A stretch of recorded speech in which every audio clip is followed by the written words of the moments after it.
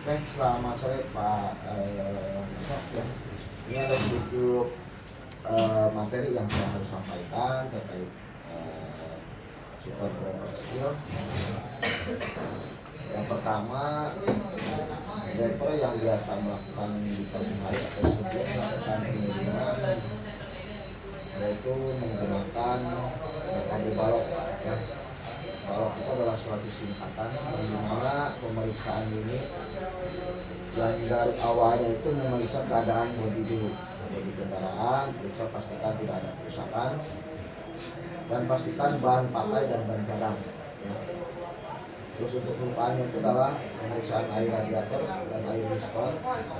Untuk kelupanya itu adalah pemeriksaan kelistrikan mulai dari lampu utama sampai lampu rem sampai lampu sen ya. Untuk kelupanya itu pastikan tidak ada rembesan di bagian starter atau bagian mesin untuk olehnya. Untuk minyak remnya pastikan tidak ada rembesan dari trombol ya, atau master. Untuk lukanya pastikan perlengkapan seperti dongkrak segitiga, kotak P3K, SIM, KTP itu pastikan dibawa. Ini dilakukan pada saat kita mau berangkat pengiriman ya. Oke, saya lanjut. Defensive driving. Apa sih arti dari defensive driving? Perilaku pengemudi yang menerapkan metode safety driving sehingga mampu mengidentifikasi bahaya dengan mengambil risiko yang paling rendah. Tujuannya defensif itu adalah yang pertama tidak menjadi penyebab kecelakaan, yang kedua tidak menjadi pemicu kecelakaan, tidak terlibat dalam kecelakaan. Untuk poin yang pertama itu ada dua faktor. Yang pertama bisa jadi dari kendaraan, bisa terjadi karena pengemudi. Untuk poin yang kedua tidak menjadi pemicu kecelakaan adalah didominasi oleh si pengemudi ya. Bagaimana si pengemudi cara mengemudikan kendaraannya, saat dia di jalan atau dalam kondisi mabuk atau ngantuk ya. Terus tidak terlibat dalam kecelakaan. Saat terlibat ini biasanya si driver tidak jaga jarak aman. Di sini ada foto potensi sering terjadinya kecelakaan. Yang pertama adalah jalan menurun ya, berbelok. Terus yang paling sering terjadi itu adalah pengendara roda dua yang dikemudikan oleh kaum wanita. Ini paling sering terjadi. Apabila menemukan seperti ini, ya kita harus lebih antisipasi dengan membunyikan suatu klakson ya. Terus pada saat kita menemukan pekerjaan atau kesimpangan, kita harus mengurangi kecepatannya. Pada saat kita menemukan beban atau muatan yang berlebihan ya, kita sudah bisa menyeimbangkannya. Oke, saya lanjut. 5 langkah dasar defensive driving. Yang pertama adalah kita harus memahami dengan minta kendaraan, jaga jarak aman, jangan mengemudi, saya isi kondisi sekitar, waspada blind spot, hindari distraksi dan pengamatan jalan. Apa sih arti dari pahami dinamika kendaraan? Kita harus memahami panjang kendaraan, lebar kendaraan, tinggi kendaraan, sampai jarak sumbu rendah. Jaga jarak aman jangan mengemudi. Nah, di sini diterapkan dengan metode waktu ya, metode waktu 1001, 1002, 1003, 1004. Diterapkan pada kendaraan lingkup kondisi cerah, siang hari kondisi malam. Ditambahkan 1 detik, dalam kondisi hujan ditambahkan 2 detik. Ilustrasinya atau cara menggunakannya saya akan kasih contoh.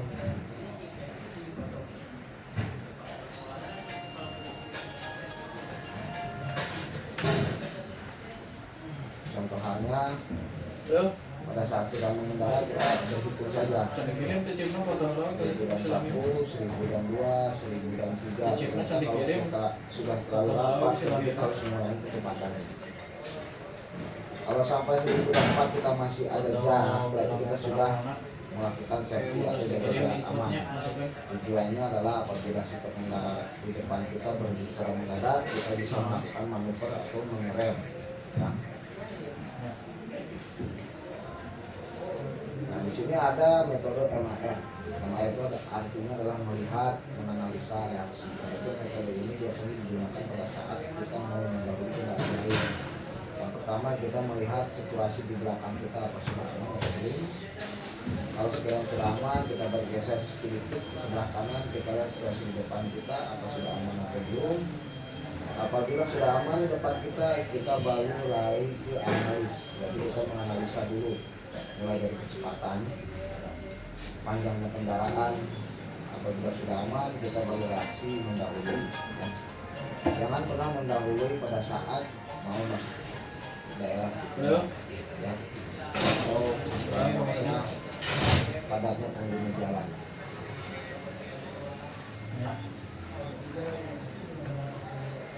Soalnya saya Awasi kondisi sekitar. Pengguna kendaraan harus mengarahkan pandangan jauh ke depan supaya bisa mengatasi kecepatan dan jalan aman. Pandangan jauh pun bisa membantu kita memetakan kondisi jalan. Jadi pada saat kita mengemudi diusahakan tidak ada yang mengganggu pandangan kita. Ya. Contoh halnya banyaklah mungkin yang di luaran yang menggunakan lampu atau sejenis penutup kayak horden gitu kan, itu agak sedikit mengganggu ya. Yang paling mengganggu itu pada saat di depan kita ada wanita yang seksi ya, lebih mengganggu. itu lebih mengganggu ya. Oke, saya lanjut.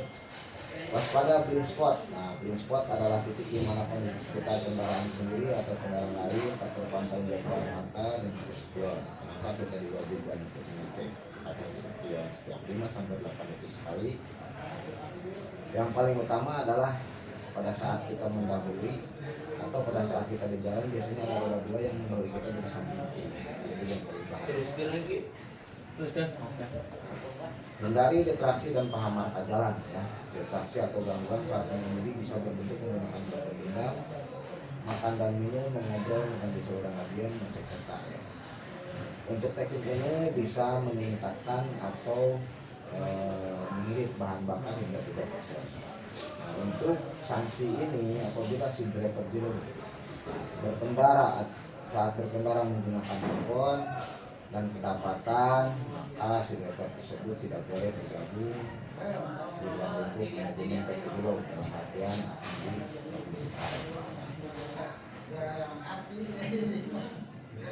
Oke, sampai di sini cukup. Oke, saya ingatkan pada saat kita berkendara jangan pernah berpacu dengan kecepatan karena kecepatan kita sudah dibatasi. Apabila kita melanggar atau overspeed, itu sanksinya hanya sama dengan tadi saat kita bermain handphone. Nah, terima kasih untuk waktunya.